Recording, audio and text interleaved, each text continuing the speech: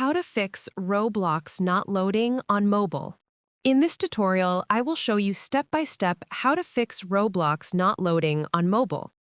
Start by opening any browser on your phone and searching for "Is Roblox down?" Tap on the first result to check if the servers are currently down.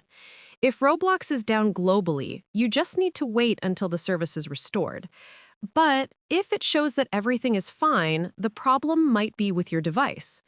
In that case, open your phone's settings, scroll down, and tap on General. Next, tap on iPhone storage or its equivalent on your phone. Wait for the page to load, and you will see a list of all installed applications. Scroll through the list and look for Roblox, then tap on it. On this page, you will see two options: Offload App and Delete App. Tap on Offload App to remove the app's data without deleting your account. Once the process is done, reinstall Roblox by tapping on Reinstall App. This will give you a fresh installation and often solves the loading issue. If the problem continues, make sure your internet connection is stable. I hope this tutorial has helped you solve the issue. Make sure you like the video and subscribe to our channel. Thanks.